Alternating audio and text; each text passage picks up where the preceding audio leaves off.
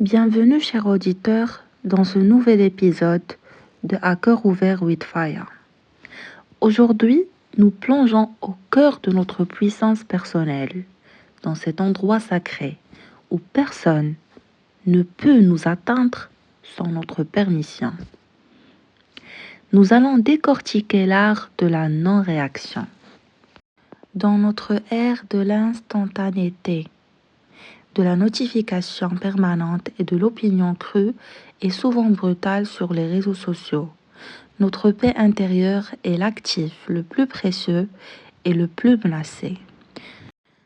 Une simple remarque, une critique acerbe, une provocation facile et nous voilà partis dans une spirale émotionnelle destructrice. Nous perdons notre calme, notre objectif et finalement le respect de nous-mêmes. Le défi n'est pas d'être insensible, mais d'être stratégique. Il ne s'agit pas de refouler, mais de choisir. Nous allons apprendre à créer une armure psychologique en transformant la réaction instinctive en réponse intentionnelle. Préparez-vous à devenir le maître de votre navire et non l'esclave des vagues qui le frappent. Partie 1. L'anatomie de la réaction impulsive. Pour maîtriser la non-réaction, il faut d'abord comprendre comment la réaction fonctionne. Lorsque nous sommes provoqués, notre cerveau archaïque, notamment l'amygdale, prend le dessus. C'est l'héritage de notre survie, fuir ou se battre. Cette montée d'adrénaline et de cortisol est rapide, puissante, et elle coupe le lien avec notre cortex préfrontal, le siège de la logique et de la planification.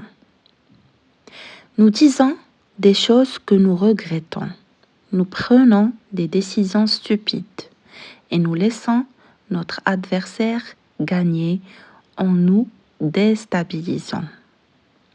La véritable force réside dans la capacité à allonger l'espace temporel entre ce stimulus et notre réponse.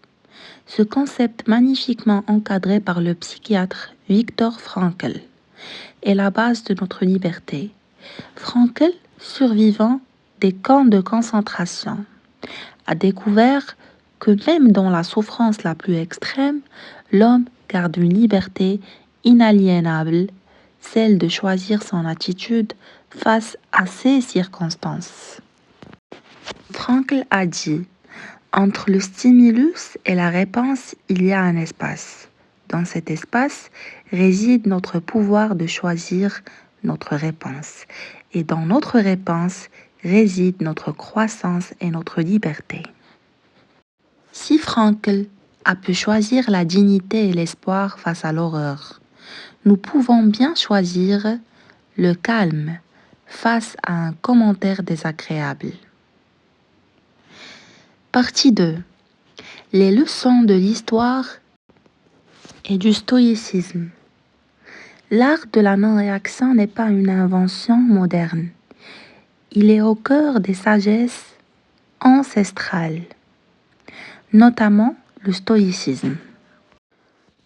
Le penseur stoïcien et empereur romain Marc Aurèle nous a laissé un héritage puissant dans ses méditations. Sa règle d'or était: ne te soucie que de ce qui dépend de toi.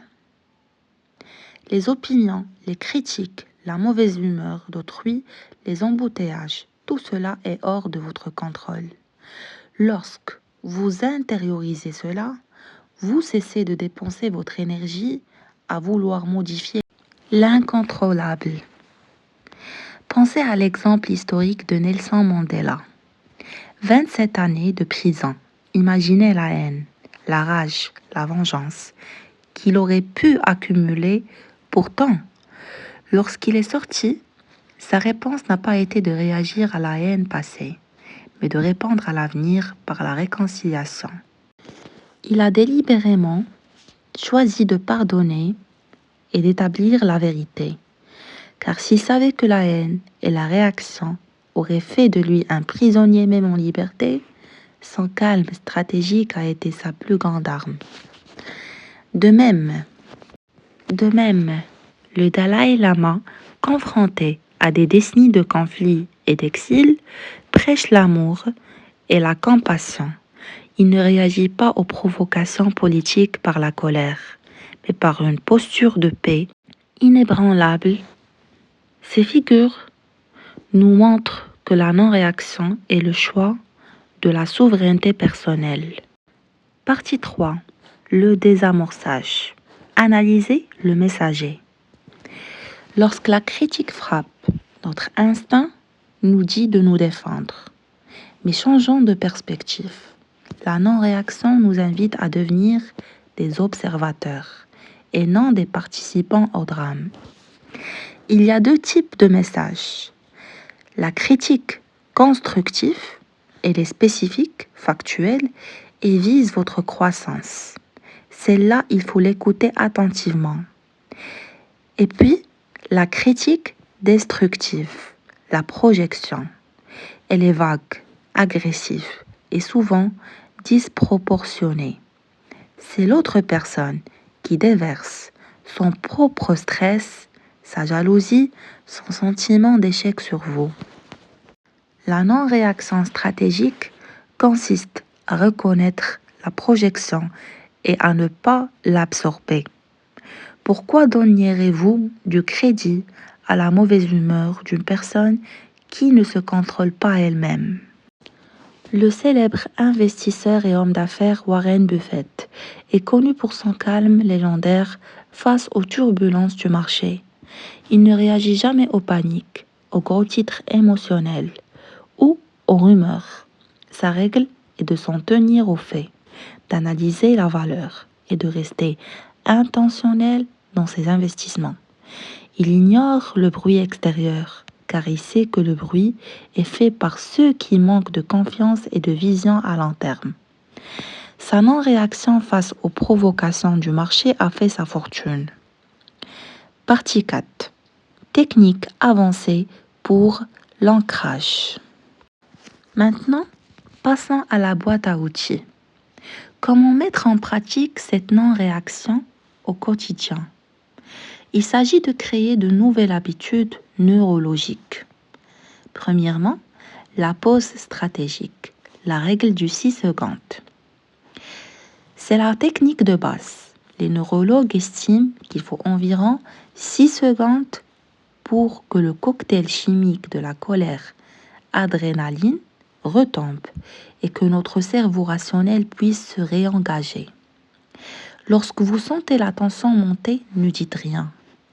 Respirez, inspirez profondément par le nez pendant 4 secondes. Retenez pendant 4 secondes et expirez lentement par la bouche pendant 6 secondes. Laissez le silence agir. Le silence est souvent l'arme la plus déstabilisatrice pour votre agresseur, car il attendait une réaction. Deuxièmement, la formulation de l'échappatoire, la mise au fait. Au lieu de vous justifier ou d'attaquer, vous changez le cadre de la conversation. Si quelqu'un dit « votre travail est un désastre », au lieu de répondre « ce n'est pas vrai », demandez « je vous remercie pour votre franchise. Pourriez-vous me dire précisément quels sont les 3 points qui nécessitent une amélioration immédiate ?» Vous passez d'un combat d'ego à une discussion de résolution de problèmes. Vous reprenez le contrôle. Troisièmement, la distanciation cognitive, l'hélicoptère. Imaginez que vous êtes un observateur extérieur, regardant la scène depuis un hélicoptère. Nommez l'émotion sans la juger. Je sens de la colère monter en moi. Ou mon interlocuteur est visiblement frustré. Se dissocier permet de traiter la situation comme une information et non comme une attaque personnelle. Ce n'est plus moi contre toi, mais un problème à résoudre. Quatrièmement, la réponse différée. Dans le cadre professionnel ou numérique, email, message, ne répondez jamais sous le coup de l'émotion. Dites simplement j'ai bien reçu votre message. Je vais y réfléchir et vous reviens avec une réponse complète d'ici la fin de la journée. C'est la preuve que vous contrôlez votre temps et votre réaction et non l'inverse. L'art de la non-réaction n'est pas un signe de faiblesse, mais la marque d'une force intérieure colossale. C'est un travail quotidien, une discipline qui vous offre le cadeau le plus précieux, votre souveraineté émotionnelle. Chaque fois que vous choisissez de ne pas réagir, vous affirmez que votre paix est plus importante que le drame de l'autre. Vous choisissez d'utiliser votre énergie pour construire vos objectifs plutôt que de la gaspiller à défendre votre ego. Je vous laisse avec cette idée. Soyez le rocher qui reste ferme, même lorsque la vague de la provocation vient s'y briser. Votre succès dépend de votre capacité à rester calme dans la tempête. Merci de m'avoir accordé votre temps à cœur ouvert. Pratiquez ces techniques et transformez votre vie. À très bientôt pour un nouvel épisode. Au revoir.